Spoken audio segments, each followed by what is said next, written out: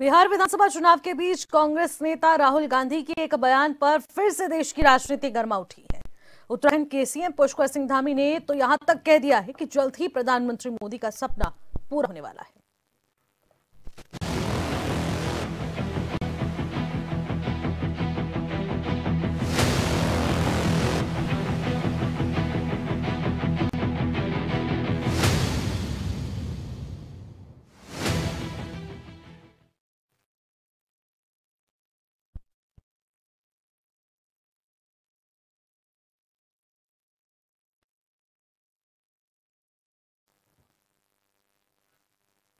नमस्कार, आप देख रहे हैं क्वेश्चन आवर और मैं हूं आपके साथ निशी भाटिया। कांग्रेस के देश में वर्षों तक सरकार रही है और कांग्रेस के नेता ये कहते हैं कि कांग्रेस लगातार सरकार ने देश की मजबूत नींव रखी है, जिस पर बीजेपी सवाल उठाती है। अब बीजेपी के दिग्गज नेता एक बार फिर से राहुल गांधी के बयान को लेकर कांग्रेस पार्टियों की नीतियों पर सवाल उठा रहे हैं। राहुल गांधी ने बिहार में ऐसा क्या कर दिया, क्या कह दिया कि उत्तराखंड के सीएम ने यहां तक कह दिया कि जल्द ही देश में कांग्रेस पूरी तरह से मुक्त हो जाएगी।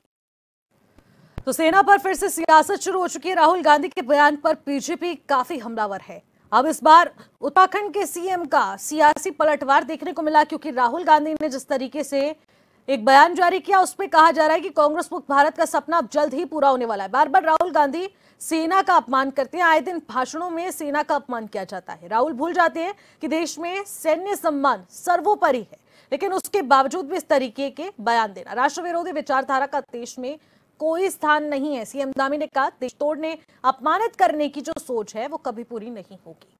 सैनिक पूरी तरह से उनकी शहादत को यहां पर याद किया जाता है, नमन किया जाता है, इसलिए सैन्य भूमि के नाम से भी उत्तराखंड को जाना जाता है। सैनिक अपनी जान पर खेलकर देश की रक्षा करते हैं। शहीदों के परिजनों को दी जाने वाली राशि भी 50 लाख कर दी गई है। शहीदों के सम्मान में भव्य सैन्य धाम का भी उत्तराखंड में निर्माण हो रहा है। अब सैनिक कभी पूर्व और भूतपूर्व नहीं होता, वो हमेशा सैनिक ही होता है।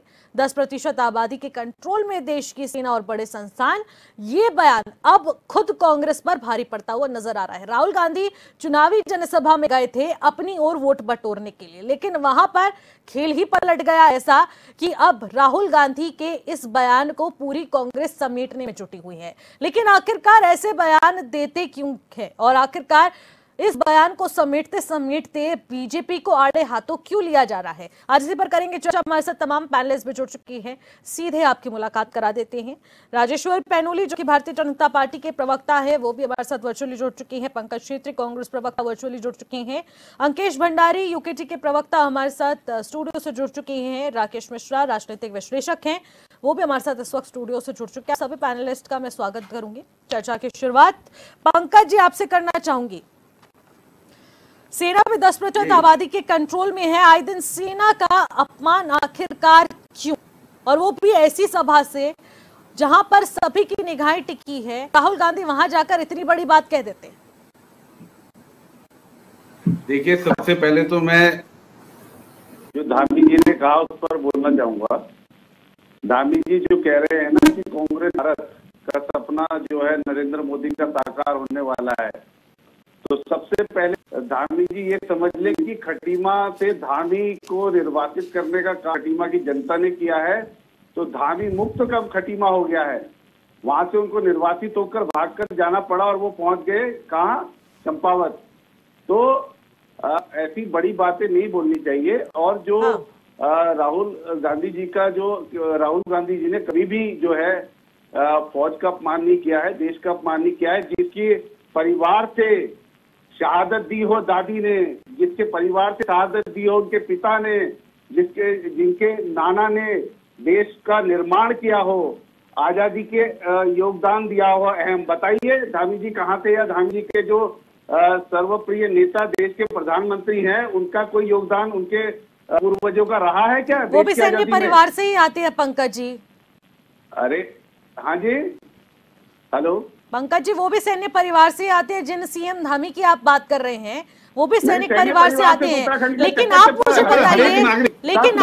बताइए, पंकज जी, जो मैंने सवाल किया कि आखिरकार बार बार ये अपमान क्यों, जब चुनावी जनसभा को संबोधित किया जा रहा है तो वहां पर सेना को क्यों घसीटा गया?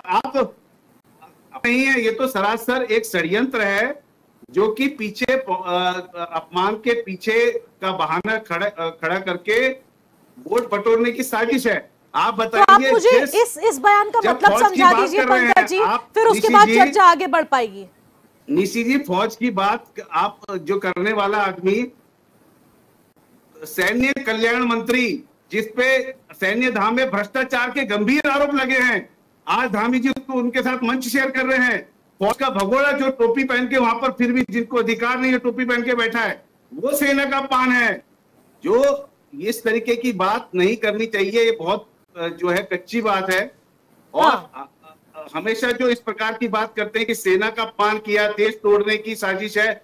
अरे भाई, देश तोड़ने की साजिश कर रहे तो तुम्हारे गृह मंत्री कहाँ है, तुम्हारी कहाँ है एजेंसी, सुरक्षा एजेंसी सारी कहाँ है? तो झूठी बातें नहीं करनी चाहिए, बयानों का तोड़ मरोड़ के पेश करना और जनता को जो है गुमराह करना, सेना के पीछे खड़े होना, मान लेते हैं कि इस बयान को तोड़ मरोड़ कर पेश किया गया, वोट बटोरने के लिए इस बयान को पेश किया जा रहा है, घुमा फिरा कर टेक्नोलॉजी का भी इस्तेमाल हम मान लेते हैं कि किया गया है इस बयान को आगे जारी करते हुए वोट लेने के लिए। लेकिन आप मुझे जरा ये चीज समझाने की कोशिश कीजिए, फिर उसको डिफेंड क्यों किया जा रहा है? जब ऐसा कुछ बोला ही नहीं गया है मंच से, तो प्रियंका गांधी आकर इस मुद्दे को डिफेंड क्यों करती हैं? नहीं, डिफेंड नहीं कर रहे हैं। डिफेंड जो पूरी कांग्रेस पार्टी इसको हम बीजेपी की वो बता रहे हैं, बीजेपी की जो सत्यता है, बीजेपी की जो सत्यता है वो बता रहे कि बीजेपी ने किस प्रकार अग्निवीर लागू करके किस प्रकार से कंट्रोल करने की कोशिश करी है, किस प्रकार से सैन्य धाम में घोटाला करने की कोशिश करी है, किस प्रकार से जो बच्चे फौजियों के सड़क पर पेपर लीक के खिलाफ बैठे थे उनको जिहादी कहा गया। तो धामी जी को पहले ये सोचना चाहिए और तब सेना की आड़ ले ये बातें जो कर रहे हैं, सीधे सीधे वोटों के ध्रुवीकरण और हमेशा कांग्रेस को बदनाम करने की साजिश ये करते हैं, और जिसको जो इनका सपना कभी साकार नहीं हो पाएगा, कभी पूरा नहीं हो पाएगा। और अब तो आप देखिए इस बार क्या हुआ, देश के प्रधानमंत्री नरेंद्र मोदी जो है कितनी बारी ट्रेल हुए अपने चुनाव में, और अब उनका जितने भी जीत का परसेंटेज थी वो अब कम होती जा रही है। बयान के बाद देखने को मिला है, जैसे आप डिफेंड कर रहे हैं ना, कारण यही है आप उस मुद्दे को क्लियर नहीं कर रहे हैं कि राहुल गांधी ने जो कहा सही कहा, टू द पॉइंट कहा। ये कांग्रेस पार्टी बिल्कुल कहने को तैयार नहीं है, उल्टा उनको डिफेंड किया जा रहा है और आरोप भारतीय जनता पार्टी सरकार पर लगाए जा रहे हैं। ये एक बड़ा सवाल उठा है। अगर कांग्रेस अपनी छवि को लेकर पूरी तरह से सुरक्षित है, अपने बयानों को लेकर सक्षम है, वो पॉइंट सही था, तो उसको डिफेंड क्यों किया जा रहा है? जिनकी दादी ने पाकिस्तान के 2 टुकड़े दिए, आप उन पर ये आरोप लगा रहे हैं, क्या बात कर रहे हैं आप? आती हूँ आपके पास, राजेश्वर जी आपके पास आना चाहूंगी। मुझे जरा आप बताइएगा कि कांग्रेस अभी बयान दिया राहुल गांधी ने, उससे आप लोगों को आजादी के आंदोलन में मुखबिरी कर रहे थे, उनसे हमें सर्टिफिकेट नहीं चाहिए। ठीक है, ठीक है, ठीक है, आते हैं आपके पंकज जी। जी, बड़ी क्लियर कट बात है कि पार्टी कहीं न कहीं से इस मानसिकता से त्रस्त है कि सैनिकों का विरोध करो, सैनिकों के बारे में गलत बातें करो, चाहे ऑपरेशन सिंदूर के समय की बात हो, उसके बाद की बात हो, उस समय भी इन्होंने स्टेटमेंट देने की कोशिश की।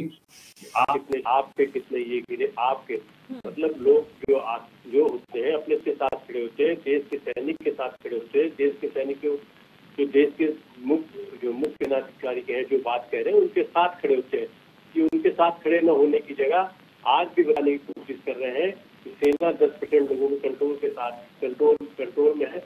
मुझे लगता है इससे ज्यादा पान से अभी किसी सेना का नहीं हो सकता।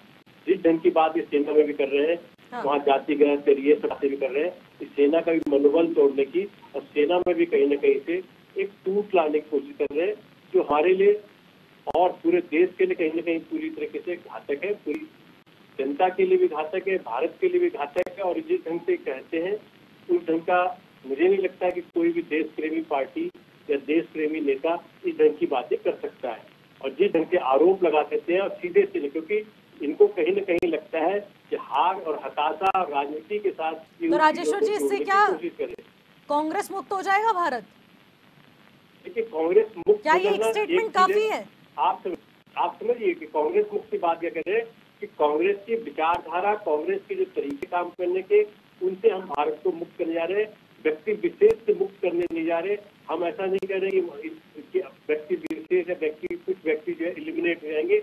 हम उस विचारधारा को एलिमिनेशन की बात करें कि जिस ढंग की विचारधारा हो रही है वो जनता में स्वीकार नहीं हो रही है, और धीरे धीरे ये विचारधारा को एलिमिनेट हो जाएंगे। ये मानने की, ये आप मान के चलिए, और ये आगे दिखलाई भी देगा, ये जमीन पे भी दिखलाई देगा, और मतलब सुनहरे अक्षरों में आसमान में भी दिखाई देगा। तो समय की बात है, थोड़े समय इंतजार कीजिए। एलिमिनेशन का प्रक्रिया चल रहा है। कुछ जीतों के साथ ये नहीं माना जा सकता कि कम बैक हो रहे हैं, एक पार्टी कम बैक हो रही है या नहीं हो रही है। इन विचारधारा, जिस ढंग की कांग्रेस के जो वर्तमान जो नेता, और जो वर्तमान जो उनके नेता का और उसके नेताओं की जो नेता है, जिस ढंग की बातें विचारधारा है, हिंदू मुस्लिम सिख ईसाई को साथ लेकर चलने की विचारधारा है। जी, विचारधारा की बात मत करिए, शोभा नहीं देती भाजपा के मुंह से। आते हैं विचारधारा पे भी आएंगे, देश को बांटने वाली विचारधारा पे भी आएंगे, क्योंकि आज विचारधाराओं की लड़ाई हो रही है। सर्वधर्म आप समभाव मंच से की विचारधारा ही भावना साझा लेकर करने के लिए पहुंचते हैं। चलने वाली विचारधारा है कांग्रेस की।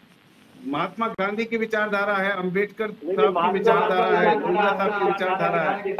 आप उनको अपने महात्मा गांधी को अपने साथ, पटेल साहब ने बोला था, पटेल साहब ने क्या बोला था आरएसएस के बारे में?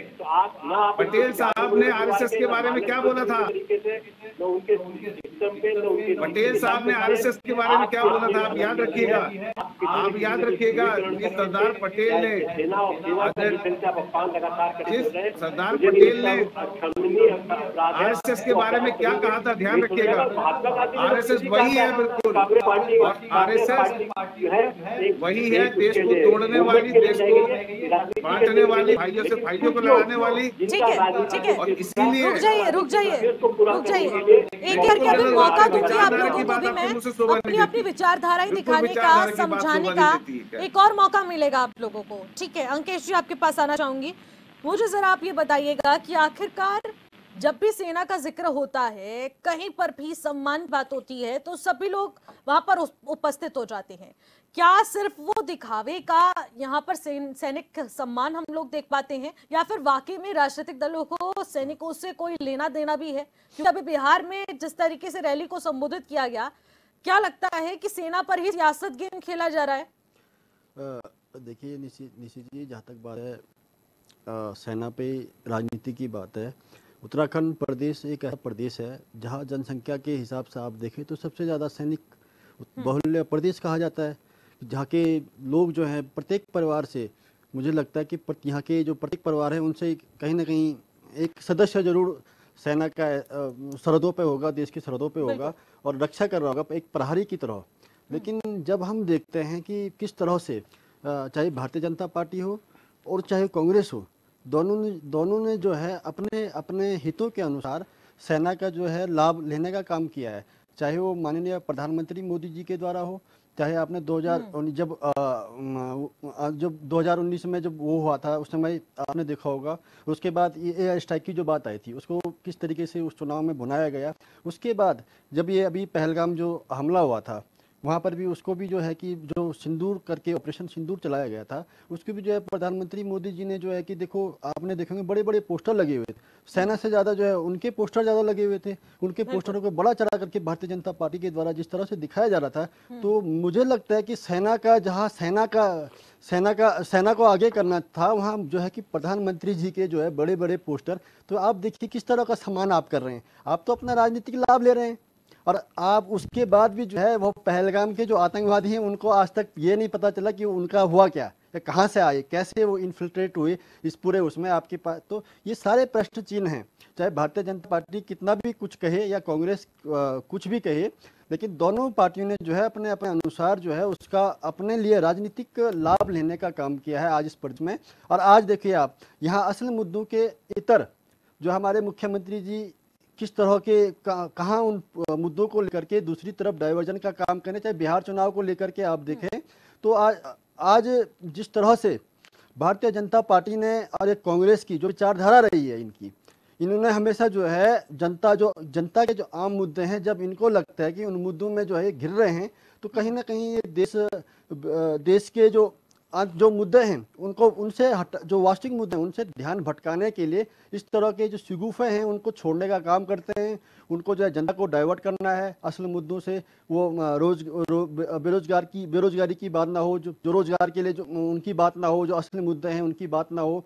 उसके इतर जो देश है एक दूसरे प्रकार का नैरेटिव इनको जो है क्रिएट करने का ये काम करते हैं और जो है जनता को कैसे दिशा विहीन किया जाए, असल मुद्दों से कैसे भटकाया जाए, ये इनको भली भांति आता है। भारतीय जनता पार्टी का काम सदैव से यही रहा है कि वो उन हर मुद्दों को, चाहे आप देखिए वो युवा जो वहाँ पे आपने देखा होगा निशी जी पिछले कुछ समय पहले वो परेड ग्राउंड में बैठे थे, उनको जो है कि आपने अर्बन नक्सल कह दिया है। तो क्या आप उस समय इस प्रदेश के जो लोग हैं उनका आप सम्मान कर रहे थे क्या इन शब्द से? आप कितने अर्बन नक्सल कह रहे हैं? आप स्वयं तो अपने गिरेवान में देखें, आप वो तो देखें कि आप जिस प्रदेश के मुखिया हैं और उस प्रदेश के सम्मानजनक पर आप बैठे हैं और आप तब उस समय इस प्रकार के शब्दों का इस्तेमाल कर रहे हैं, उस जिम्मेदार और संवैधानिक पद पर बैठ करके उस पद की गरिमा को आप धूमिल करने का काम कर रहे हैं। और आज आप स्वयं इस तरीके की बात करें तो पहले तो आपको स्वयं अपने जागीर में देखने की आवश्यकता है कि आप जो है कि आप किस प्रकार के शब्दों का इस्तेमाल कर रहे हैं इस प्रदेश में,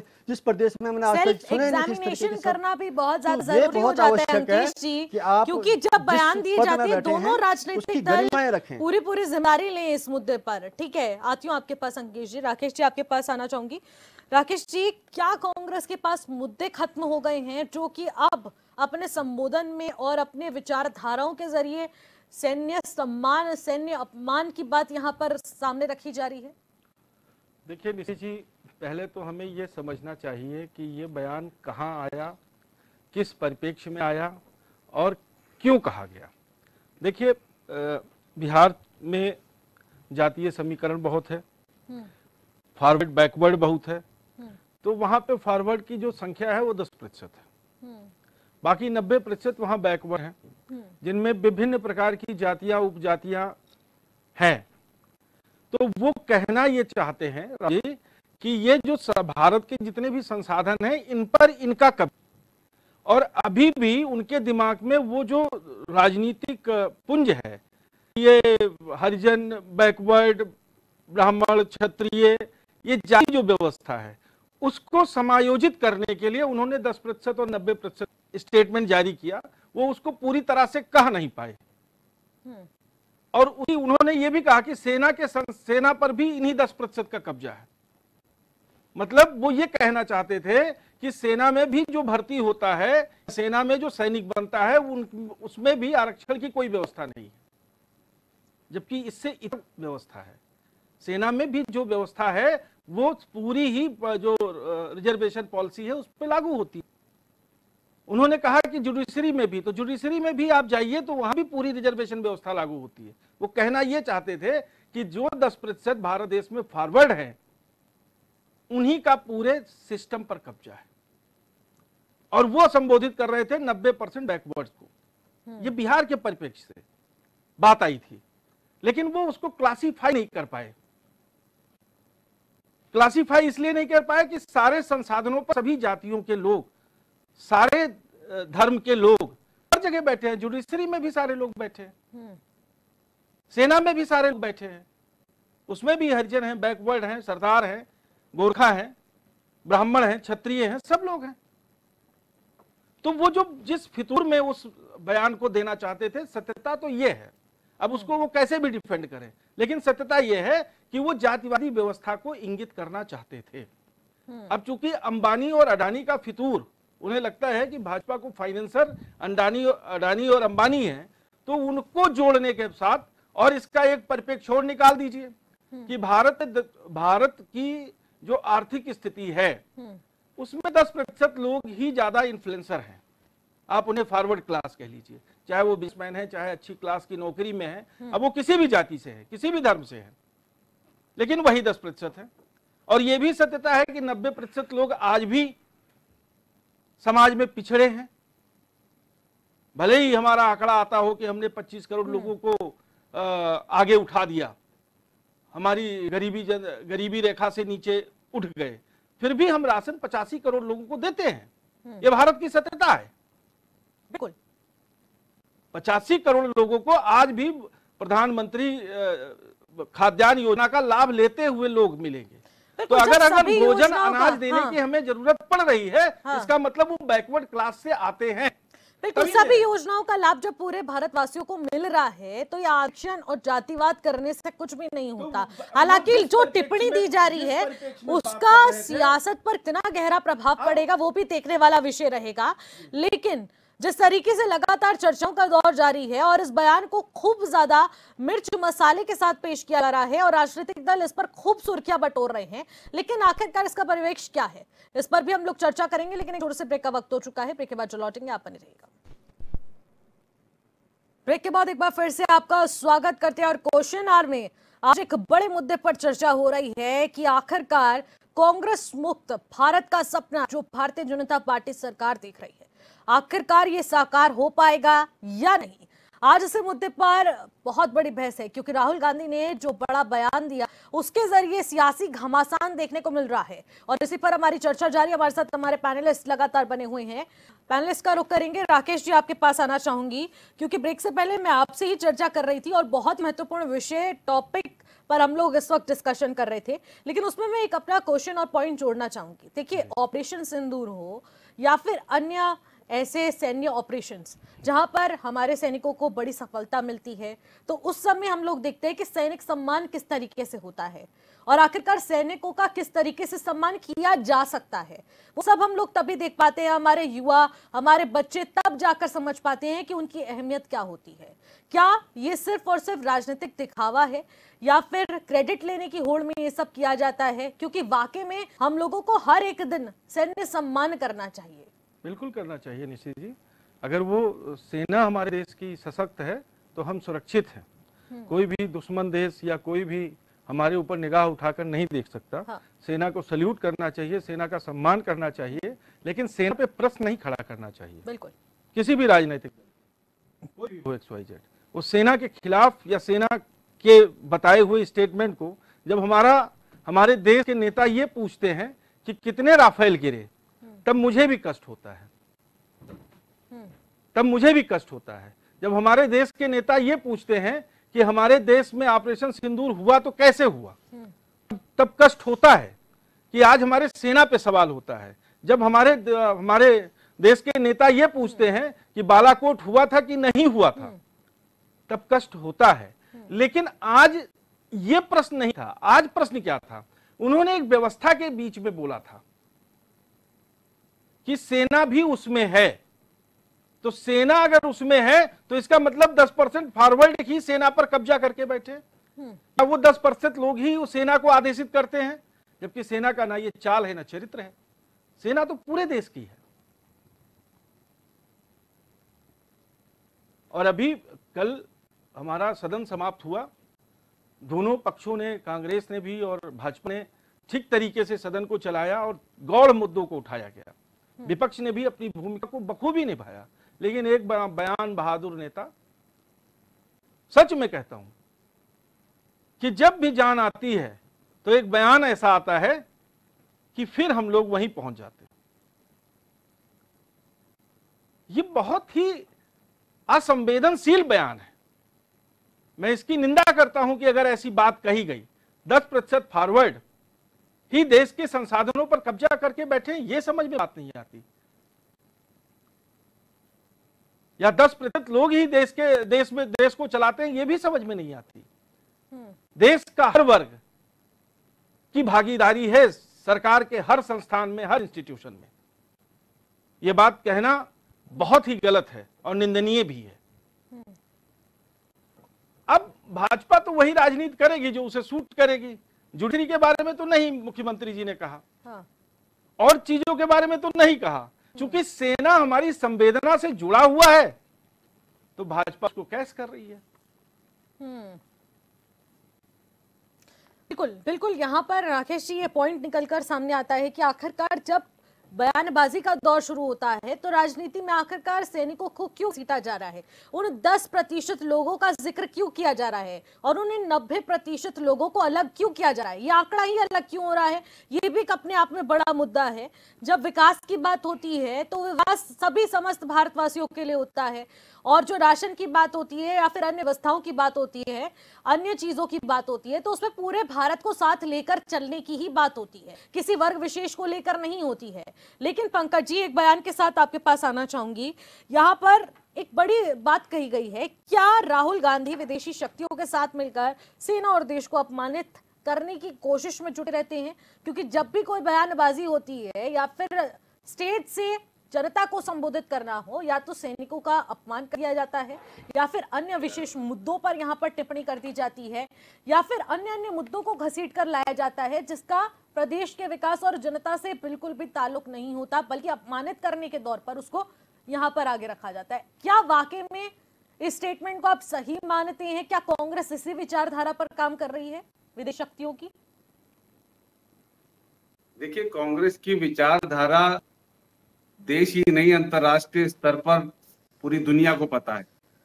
इसीलिए 128 देशों में महात्मा गांधी जी के बुत लगे हैं। इसीलिए ऐसे ही नहीं अनपढ़ प्रधानमंत्री कोई कह देता है कि महात्मा गांधी को लोग जानने लगे केवल एक पिक्चर आने के बाद जो महात्मा गांधी पे बनी थी। तो पहले समझना होगा कि भाजपा का चाल चेहरा चरित्र क्या है। आप धामी जी की बात करें, धामी जी को अपने प्रदेश में सैन्य धाम का भ्रष्टाचार नहीं दिख रहा है, क्योंकि शहीद के पवित्र आंगन से लाई गई मिट्टी वहां पर है। उसका किस प्रकार से अनादर किया जा रहा है, किस प्रकार से जो सैन्य कल्याण मंत्री है गणेश जोशी पर सीधे सीधे आरोप लग रहे हैं कि उन्होंने बिना डीपीआर के बजट दुगना कर दिया, और अब तो बजट जो है पूरा आप डीपीआर से दुगने से भी बाहर चला गया है। आज तक कोई सवाल खड़े नहीं हुए। क्यों खड़े नहीं हुए? और देश को देश के प्रधानमंत्री बताएं कि वो पुलवामा में जो 40 सीआरपीएफ के जवान शहीद हुए थे, वो आरडीएक्स 80 किलो कहां से आया था? उस समय के तत्कालीन मलिक साहब, गवर्नर साहब ने पूरी पोल पट्टी खोल के रख दी थी इनकी।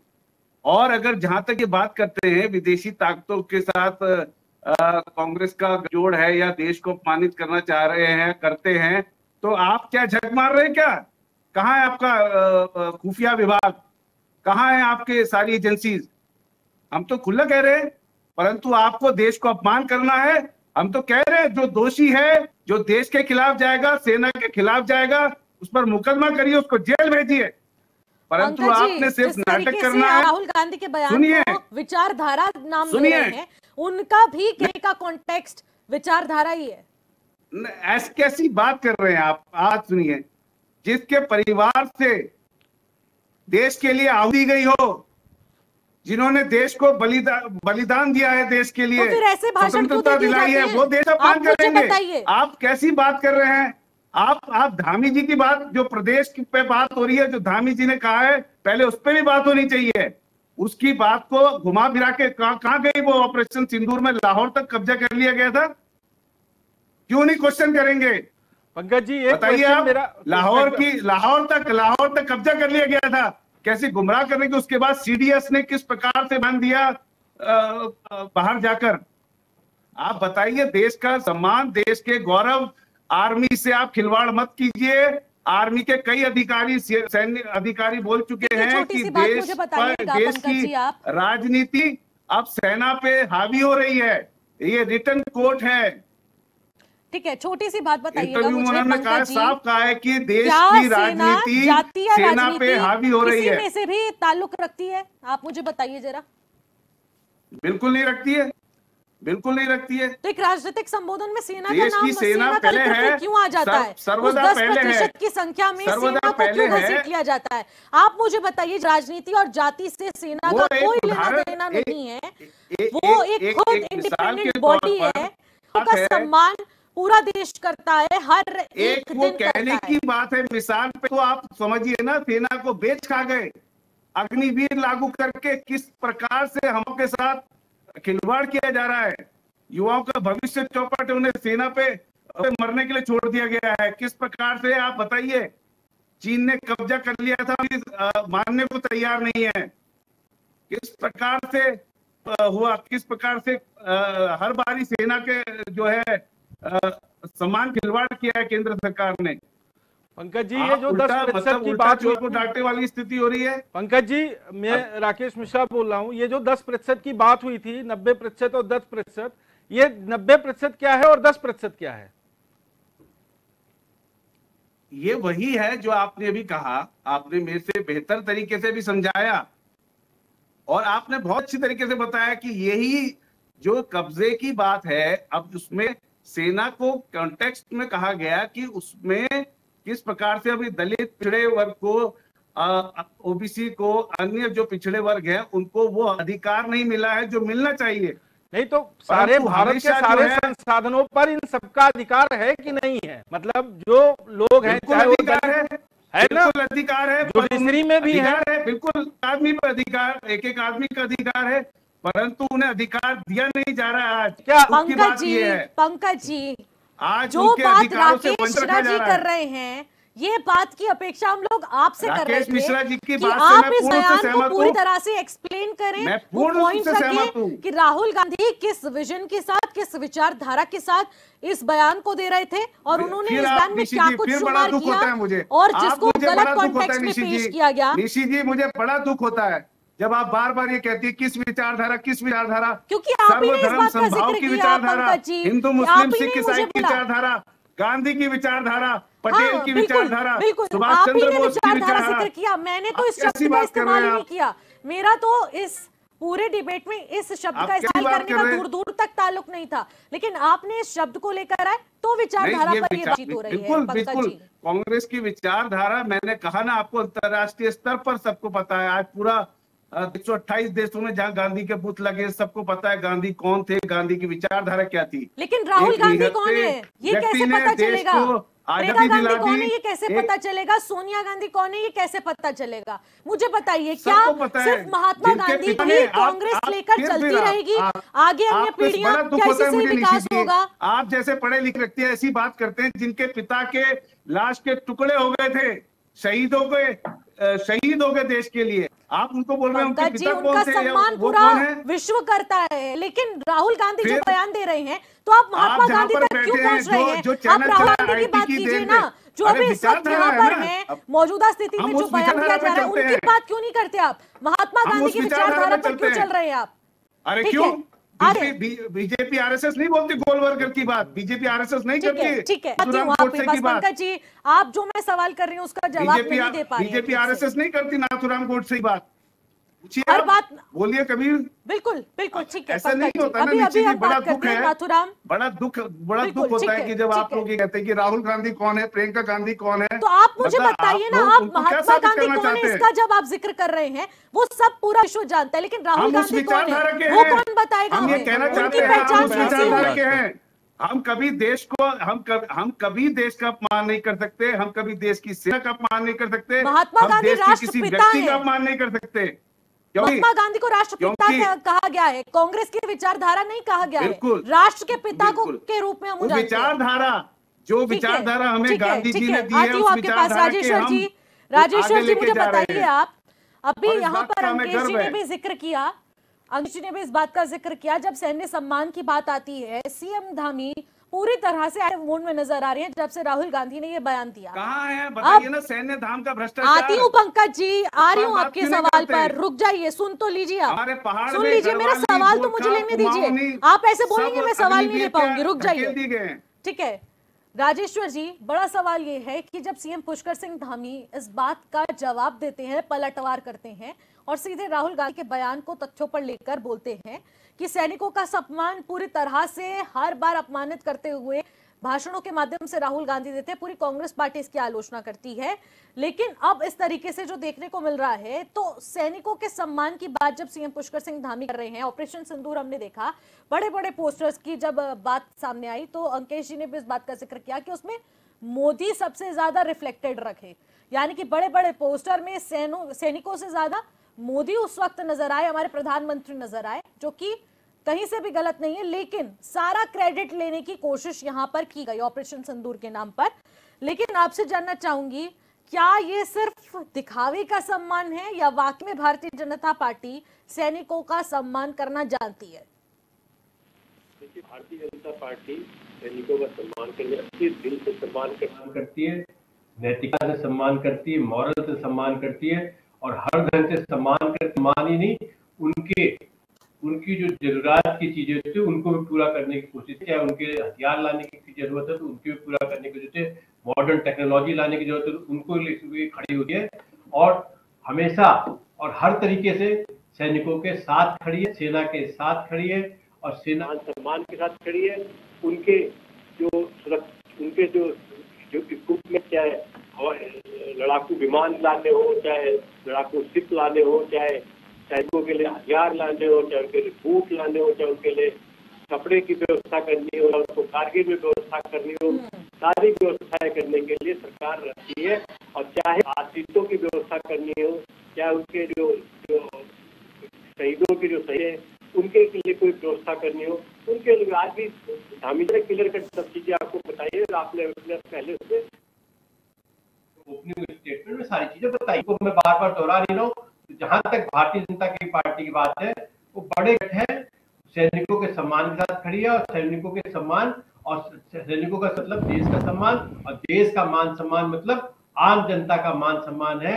और इस पूरे भारतीयता का हमें गर्व है कि हम उन सैनिकों के साथ खड़े हैं, उन सैनिकों की छाया में खड़े हैं जो हमारे लिए अपना घर बार छोड़ करके बॉर्डर से लेकर के हर जगह सिक्योरिटी हमें प्रोवाइड करते हैं, चाहे समुंदर हो, चाहे कारगिल हो, चाहे कश्मीर हो, चाहे जंगल के घने जंगलों की बात करें, चाहे किसी भी जोखिम भरे इलाके की बात करें, वो हमारे मान सम्मान के लिए अपना पूरा परिवार को छोड़ करके और उसके लिए खड़े रहते हैं।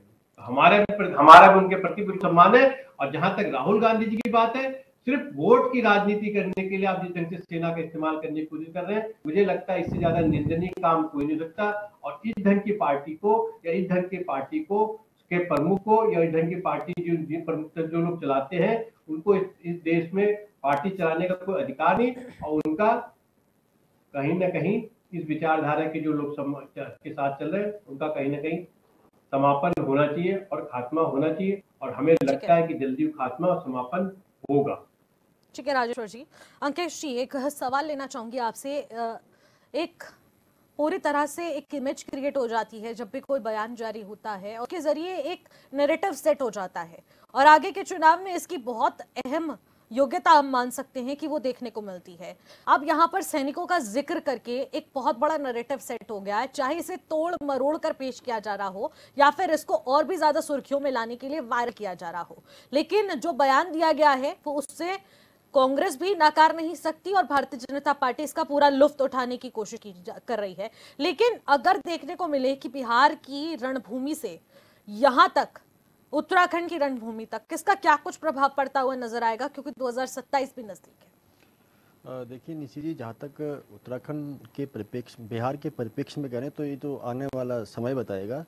14 तारीख को जब रिजल्ट आएगा, इसका कितना प्रभाव पड़ेगा ये तो समय तय करेगा। ये समय के प्रभाव में है।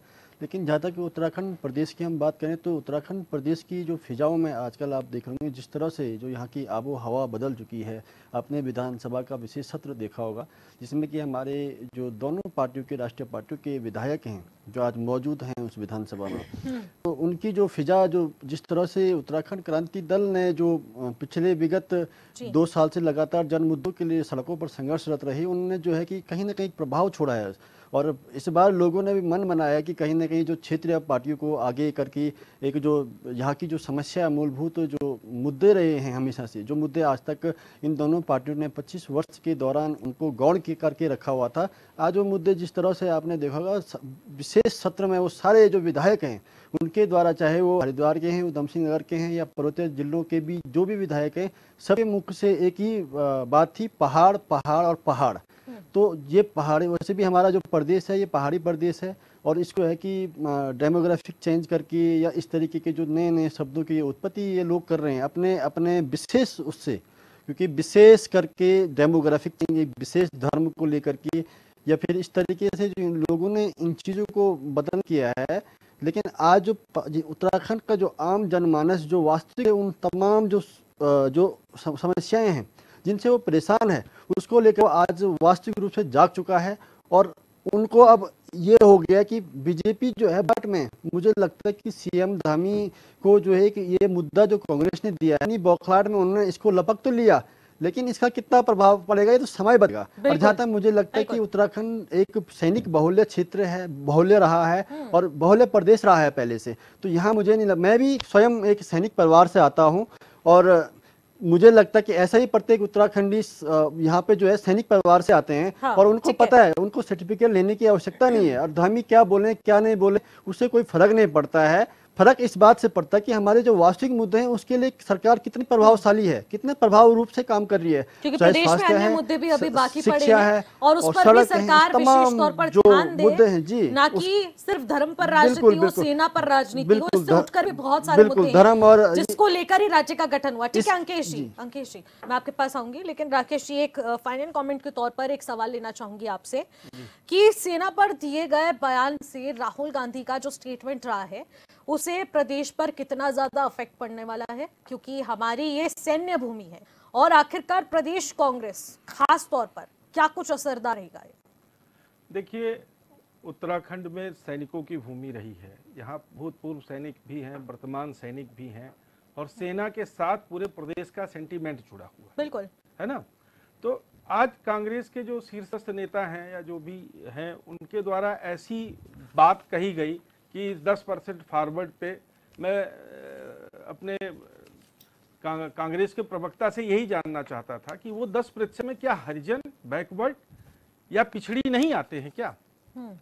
जो भारत के संसाधनों पर काम कर रहे हैं उसमें तो सारी जातियों का समावेश है। बिल्कुल। तो वो 10% क्या है और बाकी शेष 90% क्या है?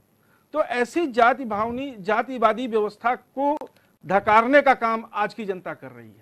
आज की जनता को नहीं चाहिए, वो समभाव की बात कर रहे हैं, वो एकता की बात कर रहे हैं, लेकिन कुछ राजनीतिक दल अपने निजी स्वार्थों के लिए आज भी पूरी जनमानस को जातियों में बांटने का काम कर, है ना। तो इसका कोई बहुत ज्यादा असर यहाँ नहीं पड़ने वाला है। ठीक है, बिल्कुल। पंकज जी आपके पास आना चाहूंगी, एक फाइनल कमेंट लेना चाहूंगी और एक सवाल ऐड ऑन करना चाहूंगी। जो 90 और 10% का आपने उल्लेख किया है राहुल गांधी जी ने, तो मैं जानना चाहूंगी क्या आखिरकार इस बयान के जरिए ये कहने का मतलब था कि जो सरकार योजनाएं लेकर आती है, जो सरकार यहाँ पर जनता की सुविधाओं के लिए तमाम योजनाएं और चीजें लेकर आती है, उसका लाभ सभी के लिए नहीं है, धर्म विशेष के लिए या फिर धर्म जाति के लिए ही सिर्फ और सिर्फ निर्भर करता है? वो 10%, 90% मिलता तो सबको ही है ना। तो मैं आपको ये सबसे पहले तो जो बिहार के कॉन्टेक्स्ट में बात की गई है वो उसका उत्तराखंड के जो मुख्यमंत्री हैं वो अपने फायदा लेने के लिए जो कर रहे हैं, इससे उनके पाप कम नहीं होंगे। LUCC के 25 लाख लोग सड़क पर बैठे हैं, आने वाले टाइम में धमकी दे रहे हैं कि हम चुनाव का बहिष्कार करेंगे। सड़क युवा सड़कों पर है। सैन्य धाम का घोटाला जिस पर आने वाले 9 तारीख को आप स्थापना दिवस के दिन आप उसके बात कर रहे हैं, उसका शिलान्यास की, वो उसका घोटाला आपके हाथों पर आप एक धब्बे गिर रहा है। आप किस मुंह से जाके वहां पर उसका करेंगे, है ना। सबसे पहली बात बता दूं, माफ कीजिएगा, फाइनल कमेंट राजेश्वर जी 10 सेकंड बात रखिएगा। देखिए, बड़ी क्लियर कट बात है। माननीय मुख्यमंत्री धामी जी ने बड़ा क्लियर कट बोला है, किसी राजनीति से या किसी वोट बैंक की राजनीति से नहीं करा, सीधे से सैनिक सम्मान की बात है। और जिस ढंग से सैनिक सम्मान के लिए, जिस ढंग से उसमें जातिगत विश्लेषण करने के लिए, उसमें बताने के लिए 10% वाली बातें, मुझे लगता है वो सरासर गलत है। इसलिए कांग्रेस मुक्त विचारधारा भारत में होगी और जल्दी ही होगी। ठीक है, माफी चाहूंगी सभी पैनलिस्ट से, समय की कमी को देखते हुए चर्चा को यहीं पर समाप्त करना पड़ेगा। आप लोगों का बहुत बहुत शुक्रिया हमारे साथ जुड़ने के लिए, तमाम बातचीत करने के लिए, चर्चा करने के लिए। तो आज की चर्चा बेहद खास रही है क्योंकि क्वेश्चन आवर में जिस मुद्दे पर विपक्ष और पक्ष आपस में राजनीति करते हुए वोट बटोरने की कोशिश में जुटे हैं, बिहार के रण से एक बयान जारी होता है जो कि पूरे देश में राजनीति को और भी गर्मा देता है। लेकिन आखिरकार इसका असर बिहार की राजनीति के साथ साथ उत्तराखंड की राजनीति पर कितना पड़ेगा, ये भी देखने वाला विषय रहेगा, क्योंकि बिहार में इस वक्त चुनाव चल रहे हैं लेकिन उत्तराखंड में अब भी चुनाव बाकी है। फिलहाल मुझे दीजिएगा इजाजत, तब तक के लिए नमस्कार।